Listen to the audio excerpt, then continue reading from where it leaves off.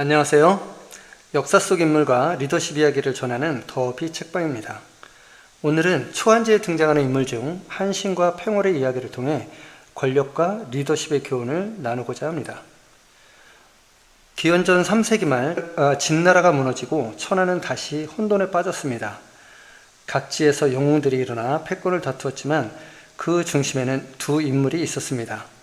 무력과 카리스마로 모든 일을 압도한 서초패왕 황후, 그리고 인재를 알아보고 활용하는 데 탁월했던 패연 출신의 유방입니다.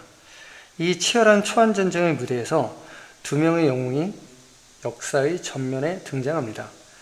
전장에서 백전백승을 거둔 전략의 신 한신, 그리고 후방에서 적을 굶주리게 만든 보급의 귀재 팽월입니다.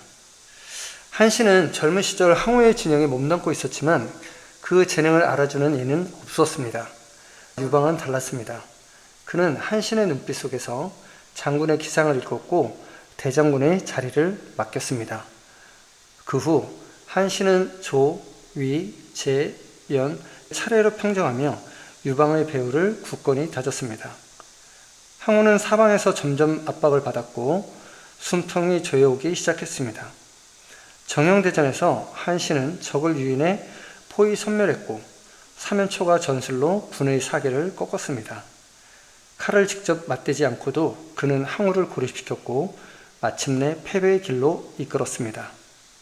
팽월은 어부 출신이었지만 전쟁이 시작되자 소규모 부대를 이끌고 게릴라전에 나섰습니다. 그의 특기는 보급로 차단과 후방 교란이었습니다. 항우가 전선에서 유방과 싸우는 동안 팽월은 항우군의 식량 창고를 불태우고 수송대를 습격했습니다. 적선의 병사들은 굶주리고 사기는 떨어졌습니다. 항우가 직접 토벌하려 했지만 팽월은 빠르게 사라지고 다른 곳에서 다시 나타났습니다. 전면전에서 이기지 않아도 후방을 무너뜨리면 전쟁 전체를 뒤집을 수 있다는 것을 그는 알고 있었습니다. 기원전 202년 항우가 오강에서 자결하고 천하는 유방의 것이 됩니다. 한신은 초왕에, 팽월은 양왕에 봉해집니다.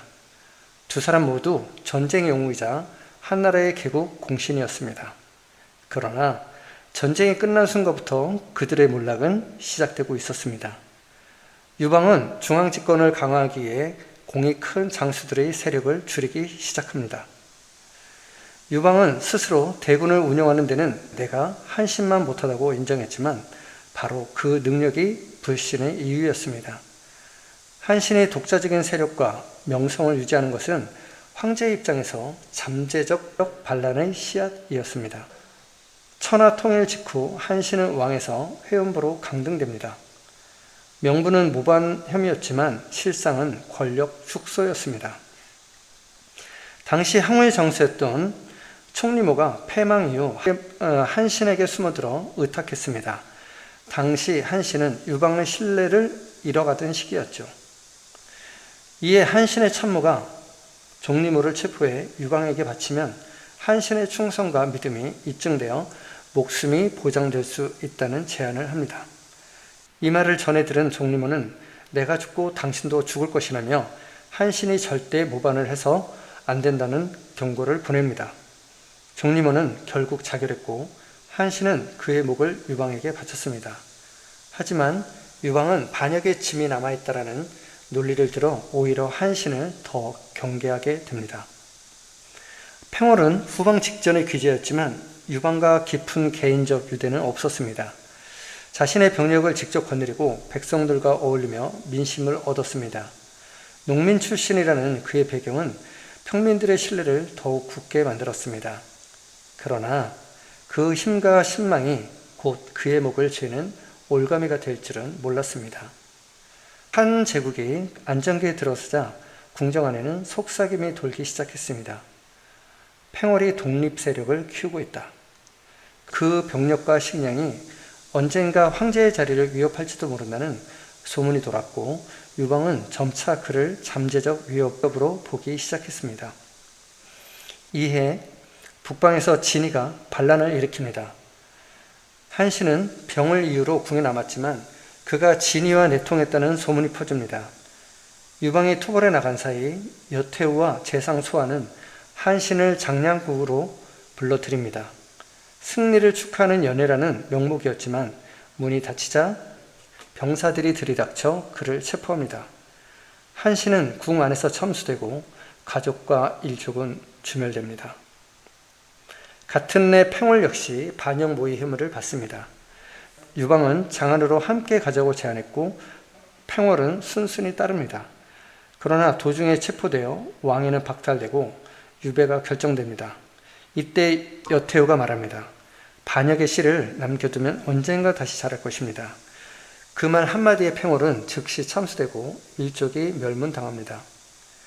한신과 팽월 서로 다른 전장에서 서로 다른 방식으로 유방의 제국을 세웠습니다. 그러나 기원전 196년 두 영웅은 같은 해에 차례로 사라졌습니다. 한신은 장랑궁에서 팽월은 장안에서 목숨을 잃었습니다. 날짜는 달랐지만 운명은 같았습니다. 이는 우연이 아니라 중앙집권을 완성하려는 황실의 의지와 공신숙청의 칼날이 동시에 향한 결과였습니다.